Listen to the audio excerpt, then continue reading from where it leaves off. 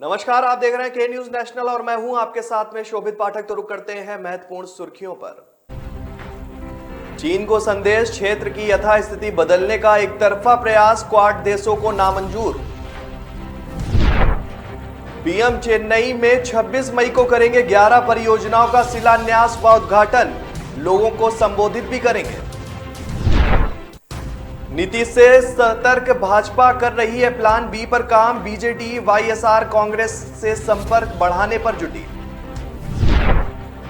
बूथों को मजबूत करेगी भाजपा, आज से जेपी नड्डा करेंगे कार्यक्रम की शुरुआत।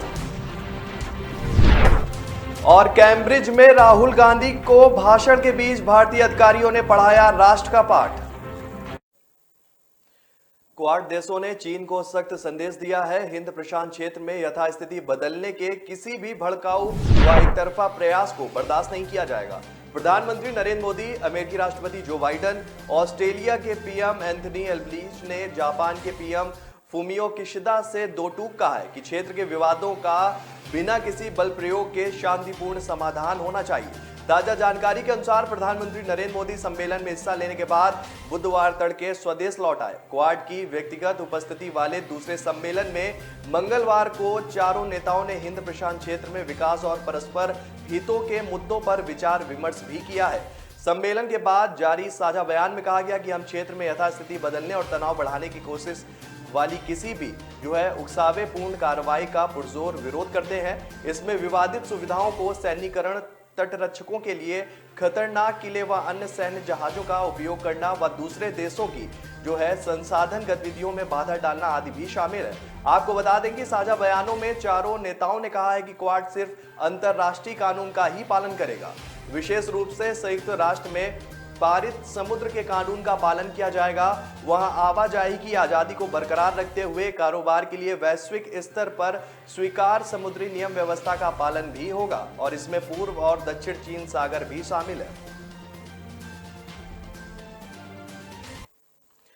तमिलनाडु, कर्नाटक और आंध्र प्रदेश में बुनियादी विकास और रोजगार बढ़ाने में मददगार 11 परियोजनाओं का शिलान्यास व उद्घाटन प्रधानमंत्री नरेंद्र मोदी करेंगे और इसके लिए 26 मई को चेन्नई के जेएलएन इंडोर स्टेडियम में विशेष कार्यक्रम होगा। इन परियोजनाओं की कुल लागत 31,400 करोड़ रुपए आकी गई है और इनमें रेल, सड़क, बंदरगाह विकास से जुड़ी परियोजना वो प्रमुख है।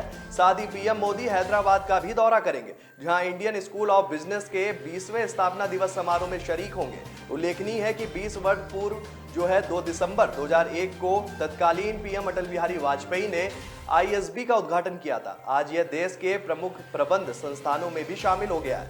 115 किलोमीटर लंबे चेंगलपट्टू सेक्शन और 271 किलोमीटर लंबे तिरुवल्लूर बेंगलुरु सेक्शन पर प्राकृतिक गैस पाइप लाइन बिछाई जाएगी। इस पर क्रमशः 850 और 910 करोड़ का खर्च भी आएगा। आम नागरिकों के साथ इसका फायदा तमिलनाडु, कर्नाटक और आंध्र प्रदेश में उद्योगों को भी मिलेगा। जुलाई में होने जा रहे राष्ट्रपति चुनाव में बिहार के मुख्यमंत्री नीतीश कुमार के रुख से आशंकित भाजपा प्लान बी पर काम कर रही है। जनता दल यूनाइटेड के समर्थन न देने की स्थिति में पार्टी हर हाल में बीजेयू, जनता दल और वाईएसआर कांग्रेस का समर्थन हासिल करने में जुट गई है। वैसे अगर नीतीश साथ रहते हैं तो स्थितियां बदल सकती हैं। ऐसे में अपने मनपसंद व्यक्ति को राष्ट्रपति बनाने में बीजेपी सफल हो जाएगी। दरअसल नीतीश के हालिया रुख को लेकर भाजपा सतर्क है। नीतीश बीते 1 महीने से कैबिनेट की बैठक नहीं कर रहे हैं, भाजपा के मंत्रियों के अलग कार्यक्रम में हिस्सा नहीं ले रहे हैं। इसके अलावा भाजपा कोटे के मंत्रियों के कामकाज की अकेले समीक्षा भी कर रहे हैं। विपक्ष का साझा उम्मीदवार खड़ा करने की कोशिशों में जुटे तेलंगाना के मुख्यमंत्री के चंद्रशेखर राव जल्द नीतीश से संपर्क भी साध सकते हैं। आपको बता दें कि राव 2 से 3 दिनों के बीच बिहार में नीतीश और राजद नेता तेजस्वी से मुलाकात करेंगे। राष्ट्रपति चुनाव में राजग की स्थिति बेहतर है और उसके पास इस समय 48.9% तो संयुक्त विपक्ष के पास 51.1% वोट है। शरद पवार, केसीआर, ममता बनर्जी विपक्ष को एकजुट करने के साथ राजग से जदयू को वो तोड़ना भी चाहते हैं, जबकि भाजपा विपक्ष को एकजुट न होने देने के लिए बीजेडी और वाईएसआर कांग्रेस को हर हाल में साधने की मुहिम पर है। जदयू के मतों का मूल्य 22,000 से थोड़ा अधिक भी है। भाजपा ने आगामी विधानसभा चुनाव में बेहतर प्रदर्शन के लिए बूथ कार्यक्रम शुरू करने का निर्णय लिया है और इस कार्यक्रम को भाजपा अध्यक्ष जेपी नड्डा शुरू करेंगे। पार्टी सूत्रों के अनुसार सबसे पहले भाजपा देश की 2300 से ज्यादा लोकसभा और विधानसभा सीटों के 75,000 बूथों को मजबूत करने पर काम करेगी और इस कार्यक्रम को 2024 के लोकसभा चुनाव की तैयारियों को देखते हुए चलाया जाएगा। सूत्रों ने बताया है कि पार्टी का लक्ष्य पिछले लोकसभा चुनाव में जीती सीटों को बरकरार रखने के लिए भाजपा शासित राज्यों के कमजोर बूथों को मजबूत करना है और इस काम को पूरा करने के लिए सभी राज्यों के चिन्हित सांसद, विधायक और जिला अध्यक्ष नड्डा के साथ बैठक में शामिल होंगे। नड्डा वर्चुअल कार्यक्रम के जरिए इस पर विशेष रोशनी भी डालेंगे। कांग्रेस नेता राहुल गांधी इन दिनों लंदन प्रवास पर हैं। वे वहां कई कार्यक्रमों में शिरकत कर रहे हैं। वहां दिए गए उनके बयानों पर देश में सियासी उबाल भी मचा हुआ है और इस बीच कैम्ब्रिज यूनिवर्सिटी में उनके भाषण के बाद वहां मौजूद एक भारतीय अधिकारी ने उन्हें राष्ट्र और भारत व चाणक्य के राष्ट्र धर्म का पाठ भी पढ़ा दिया। इसका वीडियो अधिकारी ने खुद ट्विटर पर साझा किया है। लंदन यात्रा के दौरान राहुल गांधी पहले आइडियाज फॉर इंडिया सम्मेलन में शामिल हुए और इसके बाद सोमवार को वो कैम्ब्रिज विश्वविद्यालय में आयोजित एक कार्यक्रम में शामिल हुए। छात्रों के साथ संवाद सत्र में राहुल गांधी ने कहा कि प्रधानमंत्री नरेंद्र मोदी भारत को लेकर जो विभाजन बना रहे हैं वो समावेशी नहीं है। उनका विजन देश की आबादी के बड़े हिस्से को बाहर करता है। यह अनुचित है और भारत के विचार के खिलाफ है। उन्होंने कॉर्पस क्रिस्टी कॉलेज में इंडिया एक्ट 75 नाम के एक कार्यक्रम के दौरान भारतीय मूल के छात्रों को संबोधित किया और इस पर प्रकाश भी डाला, जिसके बाद जो है विपक्षी दल उन पर हमलावर हो गया है। तो ब्रेक पर जाने से पहले रुक करते हैं महत्वपूर्ण सुर्खियों पर। चीन को संदेश, क्षेत्र की यथास्थिति बदलने का एक तरफा प्रयास क्वाड देशों को नामंजूर। पीएम चेन्नई में 26 मई को करेंगे 11 परियोजनाओं का शिलान्यास व उद्घाटन, लोगों को संबोधित भी करेंगे। नीतीश से सतर्क, भाजपा कर रही है प्लान बी पर काम, बीजेडी वाईएसआर कांग्रेस से संपर्क बढ़ाने पर जुटी। बूथों को मजबूत करेगी भाजपा, आज से जेपी नड्डा करेंगे कार्यक्रम की शुरुआत। और कैम्ब्रिज में राहुल गांधी को भाषण के बीच भारतीय अधिकारियों ने पढ़ाया राष्ट्र का पाठ। लोग मुझे कभी बहुत अच्छा समझते हैं, कभी बहुत बुरा। भगवान जैसे है हमारे लिए। एनी टेस्ट जरूरी है क्या? जान बचाई है मेरे बेटे की। ठीक से देखा ही नहीं, सिर्फ 2 मिनट। लोगों की बातों का असर मैं अपने काम पे नहीं पड़ने देता। मैं जो करता हूं वो अपने पेशेंस के लिए करता हूं। अगर मेरे पास सिर्फ 2 मिनट है तो शायद इसलिए क्योंकि कोई और क्रिटिकल है। अगर मैं 1 से ज्यादा टेस्ट करवा रहा हूं वो इसलिए क्योंकि मेरे ट्रीटमेंट में डाउट की जगह नहीं। अगर मैं स्ट्रिक्ट या इनसेंसिटिव हूं वो इसलिए क्योंकि आपकी हेल्थ सबसे इंपॉर्टेंट है। तो लोग मुझे चाहे अच्छा समझे या बुरा, मैं उनसे कहता हूं थैंक यू, क्योंकि वो मुझे रोकते नहीं बल्कि याद दिलाते हैं कि मुझे मेरे पेशेंट्स के लिए क्या करना है।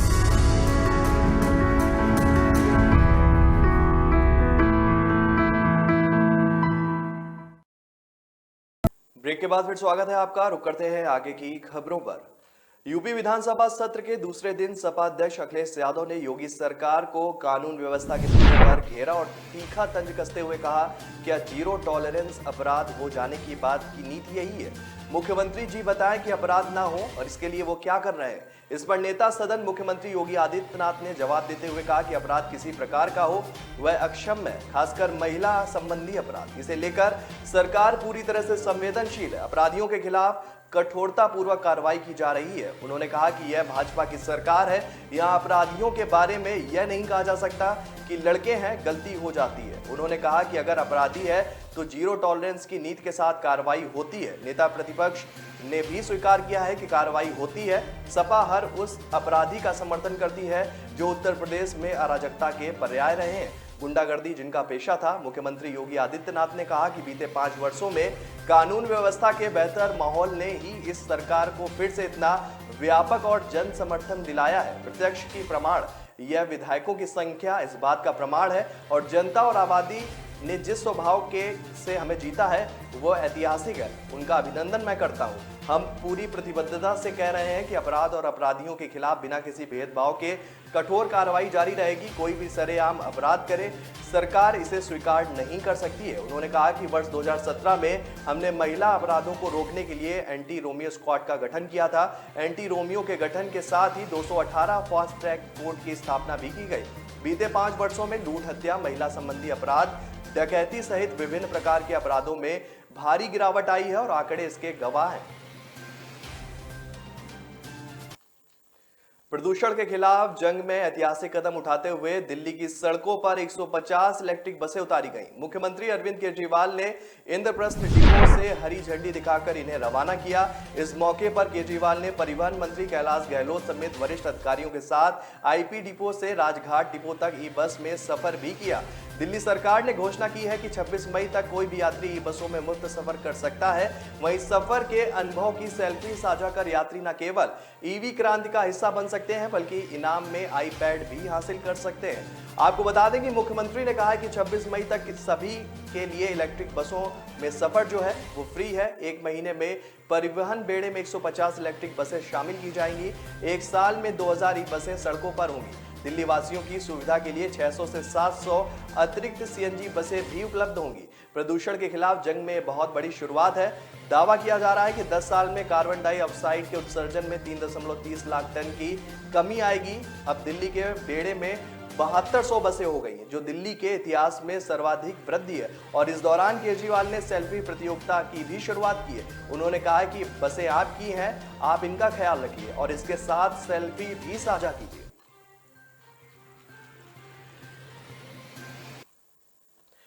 यूपी में बजट सत्र के दौरान खूब हंगामा हुआ। विपक्ष ने सरकार को घेरने की हर संभव कोशिश की, मगर सीएम योगी ने जमकर जवाब दिया। आज भी सत्र हंगामेदार होने की पूरी संभावना है। कल पूर्व मुख्यमंत्री और नेता प्रतिपक्ष अखिलेश यादव ने कानून व्यवस्था पर सरकार पर जमकर हमला बोला। सीएम योगी आदित्यनाथ पर तंज कसते हुए अखिलेश ने कहा है कि नेता सदन सच बोलते हैं। ललितपुर में उनकी पार्टी कार्यकर्ताओं ने जब पुलिस की शिकायत की तो उन्होंने कहा कि आप दलाली छोड़ दें, अफसरों को वह ठीक कर देंगे।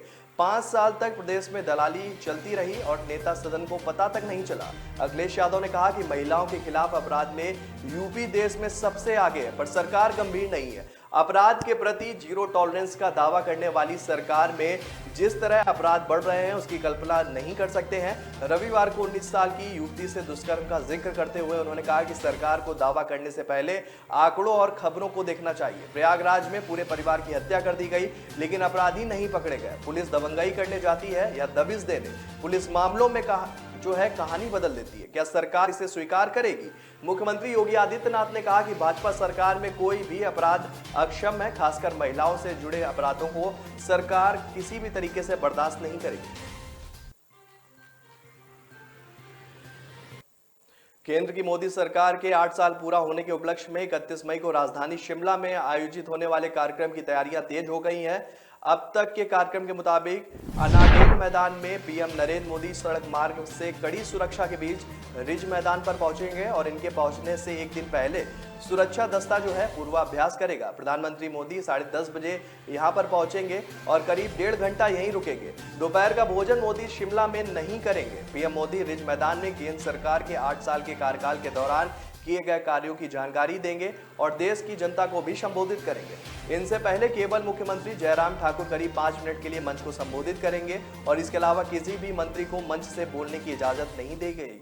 सुरक्षा के लिहाज से सीटीओ चौक से रिज मैदान तक सड़क को 2 हिस्सों में बांट दिया गया है। एक हिस्से में प्रधानमंत्री मोदी के काफिले की गाड़ियां चलेंगी तो दूसरा हिस्सा पैदल चलने वाले लोगों के लिए छोड़ा जाएगा।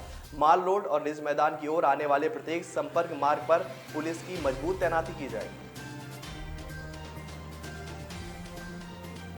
पंजाब सरकार के मंत्री सत्तासीन आम आदमी पार्टी के रडार पर है। अब तक पार्टी की समीक्षा में मुख्यमंत्री भगवंत मान की कैबिनेट के 6 मंत्रियों का काम बढ़िया मिला, जबकि 3 मंत्रियों के काम पर संतोष जताया गया। समीक्षा में भ्रष्टाचार पर पार्टी के विशेष जो है इस समय फोकस कर रही है। पार्टी मंत्रियों के कार्यों की 6 महीने तक समीक्षा कराई जाएगी, जिसके बाद पार्टी संयोजक व मुख्यमंत्री की सहमति के बाद मंत्रियों के विभागों में बदलाव भी किया जाएगा। आपको बता दें कि बर्खास्त सेहत मंत्री विजय सिंगला की रिपोर्ट पार्टी की समीक्षा में सबसे खराब बताई जा रही थी।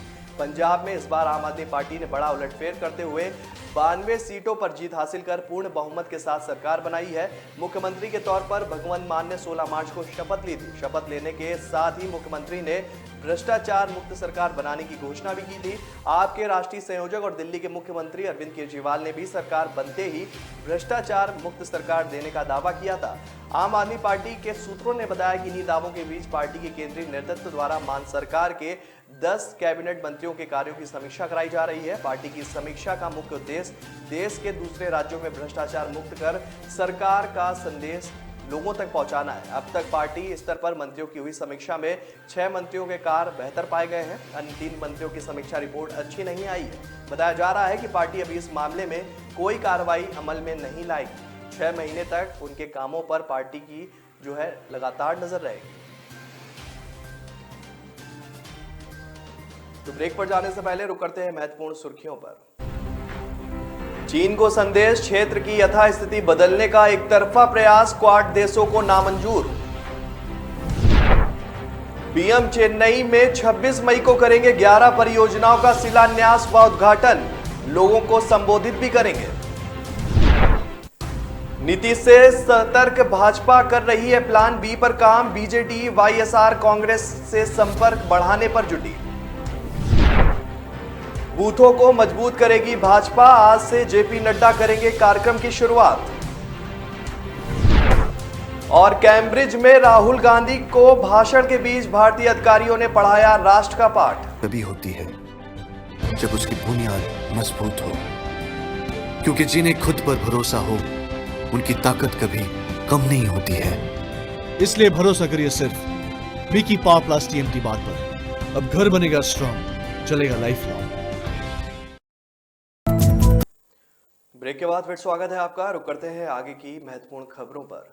पंजाब कांग्रेस के पूर्व प्रधान नवजोत सिंह सिद्धू क्रिकेटर कमेंटर के बाद अब गर्क बन गए हैं। 34 साल पुराने रोड रेज मामले में पटियाला की सेंट्रल जेल में बंद सिद्धू को पटियाला जेल के दफ्तर का क्लिनिकल काम सौंपा गया है। जेल में सुरक्षा के लिहाज से सिद्धू के लिए फैसला लिया गया है कि खास तौर पर यह भले ही सुप्रीम कोर्ट की ओर से सिद्धू को 1 वर्ष के लिए सश्रम कैद की सजा सुनाई गई है, लेकिन जेल विभाग ने उनसे पूरी सजा के दौरान क्लरिकल काम लेने का फैसला किया है। जेल अधीक्षक मनजीत सिंह टिवाड़ा ने कहा है कि सिद्धू पढ़े लिखे हैं और साथ ही जेल में उनकी सुरक्षा को लेकर किसी तरह का कोई खतरा मोल नहीं लिया जा सकता, इसलिए फैसला लिया गया है।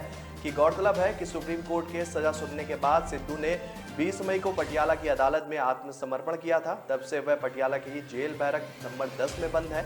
माना जा रहा था कि सिद्धू को जेल की फैक्ट्री में बिस्किट या फर्नीचर बनाने का काम दिया जा सकता है, लेकिन सिद्धू की सुरक्षा को लेकर लगातार सवाल उठ रहे थे। अब जेल में सिद्धू को वहां के लिए दफ्तर का काम सौंपा जाएगा। इस काम के लिए सिद्धू को रोजाना अपनी बैरक से जेल दफ्तर आना जाना नहीं पड़ेगा। बिहार विधानसभा के अध्यक्ष विजय कुमार सिन्हा ने एक बार फिर जो है नाराज चल रहे हैं। इस बार उन्होंने सीएम नीतीश या किसी नेता पर नहीं बल्कि बिहार पुलिस पर अपना गुस्सा जाहिर किया। सिन्हा ने बिहार पुलिस में भ्रष्ट अधिकारियों को खरी खोटी सुनाते हुए भ्रष्टाचार में लिप्त लोगों की मानसिकता पर अंकुश लगाने की बात कही है। सिर्फ अधिकारियों के तबादले से काम नहीं चलेगा। उन्होंने कहा कि हमें ईमानदार अधिकारियों को मैदान में लाना होगा और भ्रष्ट लोगों को किनारे करना होगा। मैं डीजीपी से बात करूंगा और सीएम नीतीश कुमार को भी इस बारे में अवगत कराऊंगा। आपको बता दें कि सिन्हा अपने विधानसभा क्षेत्र लखीसराय में विकास कार्यों की समीक्षा करने आए थे और इसी दौरान उन्हें पुलिस से जुड़ी शिकायत मिली, जिसके बाद वे भड़क गए। दरअसल लखीसराय के पिपरिया थाना क्षेत्र में बीते 22 मई को मुरारिया गांव में एक बच्ची की गला रेतकर हत्या कर दी गई थी, जिसमें अब तक कोई कार्रवाई नहीं हुई, ना ही गिरफ्तारी हुई। इसी बात को लेकर विधानसभा अध्यक्ष विजय कुमार सिन्हा नाराज चल रहे थे। उन्होंने बिहार पुलिस में भ्रष्ट अधिकारियों से नाराजगी जता दी। आपको बता दें कि इससे पहले भी लखीसराय दौरे के दौरान स्थायी पुलिस प्रशासन कई जो है गंभीर सवाल उसने खड़े किए थे। सदन में भी उन्होंने मुद्दे को उठाया था, जिसके चलते वे जो है सीएम नीतीश कुमार से उलझ पड़े थे। केंद्र सरकार ने कोयला आधारित बिजली संयंत्रों को बता दिया है कि जून में लक्ष्य 11.1% कम घरेलू कोयले की आपूर्ति होगी। कुछ संयंत्रों को सलाह दी गई है कि वे बिजली की ऊंची मांग को पूरा करने के लिए कोयले का आयात करें। ऊर्जा मंत्रालय ने एक आंतरिक मेमो में संयंत्रों को यह सलाह दी। ऊर्जा मंत्रालय ने जून में कुल कोयला आपूर्ति का लक्ष्य 633 लाख टन से घटाकर 562 लाख टन कर दिया है। सरकारी कोयला कंपनी कोल इंडिया व सिंगरेनी ने जून में कुल 474.5 लाख टन कोयला आपूर्ति का लक्ष्य रखा था, जो कि पहले के लक्ष्य 523 लाख टन से 9.3% कम है। 1 जून से उपलब्ध कोयले का आवंटन बिजली कंपनियों की इसी अनुपात में किया जाएगा। मंत्रालय ने 24 मई को मेमो में कहा है कि शेष आवश्यकता पूर्ति जो है आयातित और सुरक्षित कोयले खदानों से वास्तविकता पर आधार पर होगी। अमेरिका सहित कई देशों में मंकी पॉक्स की बीमारी को लेकर प्रदेश में भी विशेष सावधानी बरती जा रही है। स्वास्थ्य विभाग इसे लेकर गाइडलाइन भी तैयार कर रहा है। बुधवार शाम इसे जारी किया जा सकता है। दुनिया भर में इसके मरीजों की संख्या करीब 100 तक पहुंचने के बाद WHO की ओर से अलर्ट जारी किया गया है। राज्य सर्विलांस अधिकारी डॉक्टर विकासेंदु अग्रवाल ने बताया है कि केंद्र के सावधानी बरतने के निर्देश के बाद स्वास्थ्य महानिदेशालय गाइडलाइन तैयार कर रहा है। सूत्रों का कहना है कि हर सामुदायिक स्वास्थ्य केंद्रों में सैंपल कलेक्शन की व्यवस्था भी की जा रही है।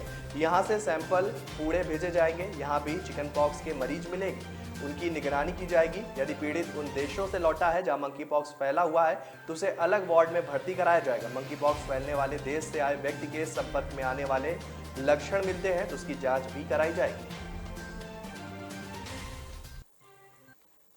उत्तर प्रदेश के बाराबंकी जिले में बड़ा सड़क हादसा हो गया है। हादसे में 4 लोगों की दर्दनाक मौत हो गई। दर्दनाक हादसे में 4 भेड़ों की भी जान चली गई। टक्कर इतनी जोरदार थी कि कार के परखच्चे उड़ गए। मौके पर पहुंची पुलिस शवों को निकालने में जुटी है। जानकारी के अनुसार फैजाबाद से लखनऊ की ओर जा रही कार के चालक को नींद आ गई। इस वजह से कार बेकाबू होकर डिवाइडर पार करके लखनऊ फैजाबाद की लेन में पहुंच गई और फैजाबाद की आ रहे ट्रक से टकरा गई। हादसे में कार सवार 4 लोगों की मौके पर ही मौत हो गई, जबकि कार में सवार अन्य लोग घायल हो गए, जिनका इलाज किया जा रहा है। तो फिलहाल इस बुलेटिन में मेरे साथ इतना ही। आगे की खबरों के लिए बने रहिए के न्यूज नेशनल के साथ। तब तक के लिए नमस्कार।